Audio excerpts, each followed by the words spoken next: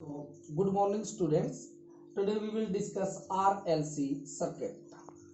RLC circuit. So resistance L inductor C capacitor.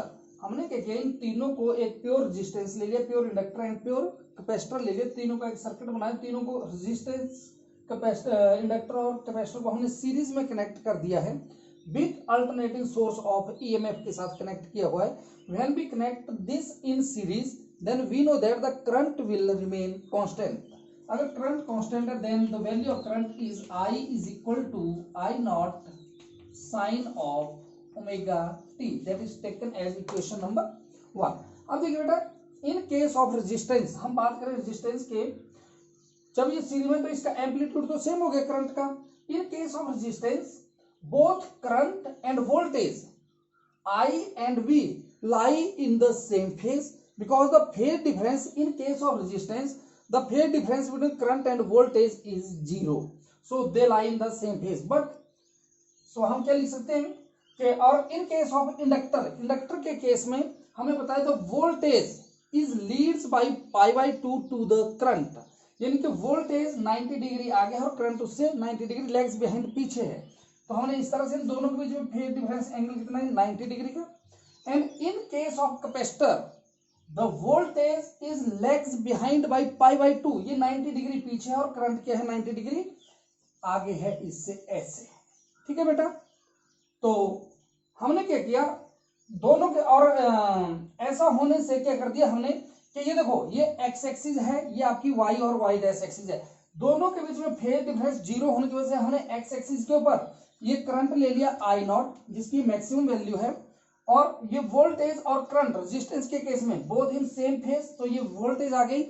और इस case में अगर हम इंडक्टर और कैपेसिटर में ले लें तो इन दोनों की वोल्टेज में, करंट की वोल्टेज सॉरी इंडक्टर की वोल्टेज में और कैपेसिटर की वोल्टेज में जो फेज डिफरेंस है वो 180 डिग्री का है, ऐसे है. ये देखिए ध्यान से, अगर मान लेते हैं ये आपका ओरिजिन है तो इधर को आ रहा है आपका VL और इधर को आ रहा है आपका VC. Clearly VL is greater than VC, therefore the phase difference कितना हो गया 180 डिग्री का हो गया. तो नेट रिजल्ट जो इफेक्टिव वोल्टेज आ गई वो कितनी आ गई VL माइनस VC, ये लिख दिया मैंने VL माइनस VC. ठीक है बेटा, ठीक है बेटा. तो अब हम इसको कैसे कर सकते हैं, अब हम शुरू करते हैं वोल्टेज यहां से रेजिस्टेंस की. Therefore maximum voltage across R कितनी आ गई बेटा, VR is equal to I naught R. Equation 1, maximum voltage resistance में V is equal to I naught R. Current and voltage both lie in the same phase. In the same way maximum voltage across L. L mean inductor में maximum voltage कितनी है बेटा, VL is equal to I naught XL, where I naught is the maximum current, XL is the resistance offered in the inductor L, and maximum voltage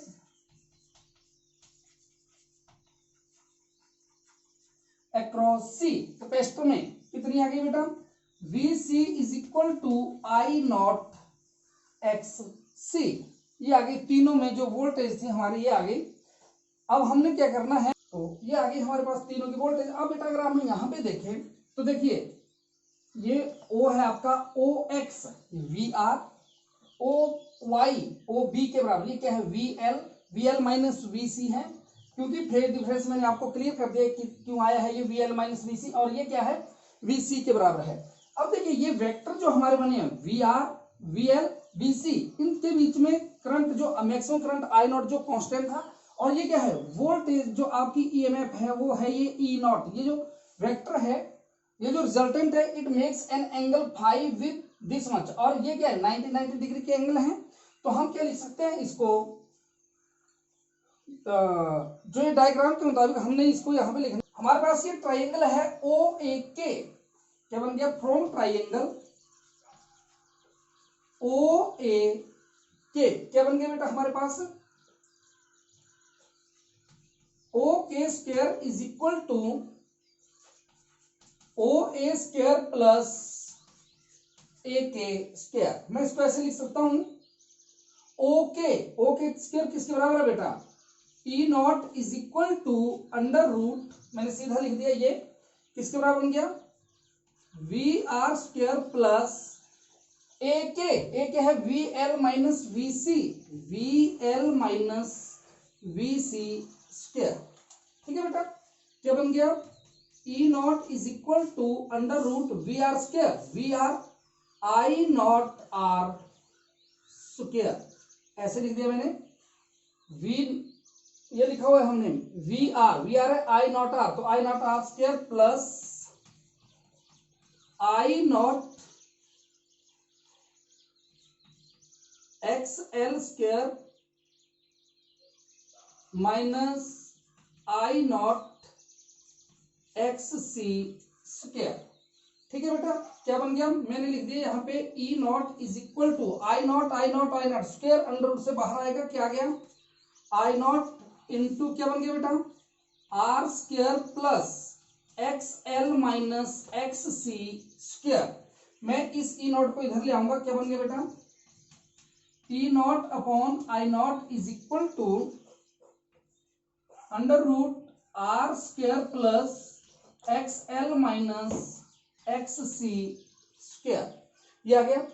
E0 upon I0 क्या बन गया बेटा, देखो अगर हम थोड़ा सा ओम्स लॉ में चले जाएं तो आपने पढ़ा था R is equal to V upon I, मतलब resistance is equal to voltage upon current. Same वही पे E अपॉन I, E क्या है यहाँ पे, EMF है, E अपॉन I0 यानी कि मैक्सिमम जो वैल्यू है, E0 क्या है, मैक्सिमम वैल्यू ऑफ EMF है, I0 maximum value of current है, तो ये क्या बन गया, रेजिस्टेंस की वैल्यू आ रही है, दैट इज कॉल्ड इम्पीडेंस। तो इम्पीडेंस क्या होता है, maximum resistance offered by the circuit, जो मैक्सिमम रेजिस्टेंस ऑफर कर रहा है ये क्या होता है बेटा, आपका इम्पीडेंस होता है, that is denoted by capital Z।